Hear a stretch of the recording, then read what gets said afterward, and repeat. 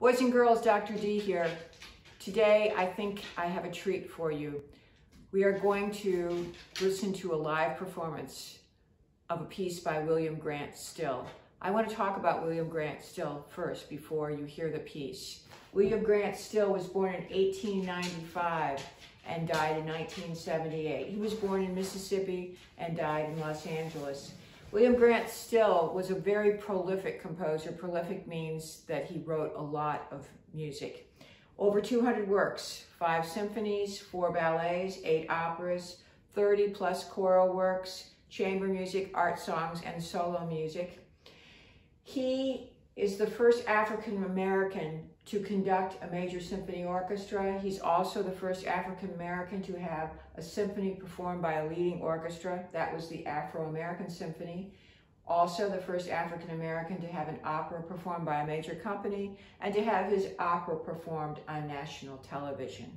The person joining me today to play a work by William Grant Still that was written for piano and flute is my dear friend and colleague, Kathy Carr. Kathy and I have just finished recording a CD that will hopefully be out later in the summer. Kathy and I have been friends for over 30 years. She is the first chair in the Louisville Orchestra, and she is going to talk to you about the flute before we actually play the piece by William Grant Still. The work that we are going to play is called Mother and Child, first movement, and the second movement is Gammon. I look forward to seeing you next week, and I hope that you enjoy this live performance today. All the best. This is Dr. D. Hello, my name is Kathy, and I play flute in the Louisville Orchestra.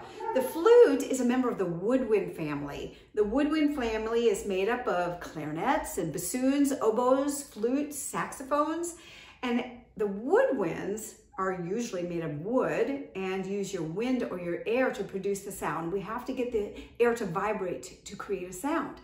So the way I make the air vibrate on my flute is I take this opening and I blow across that hole, just like this. So some of the air is going inside and some of it's going across, much like you would blow across a water bottle or a pop bottle, and that get a similar sound like that. And so it sounds so much better when I put the whole instrument together, and then I use these different keys to push down in different combinations to make different notes.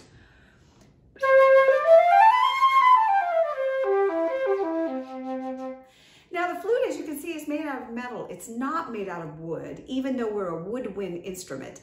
It's because the flute used to be made out of wood a long time ago, but nowadays they are making flutes out of metal so we can produce bigger sounds to compete with all the brass and the percussion and the string players that are used in the symphony orchestra these days.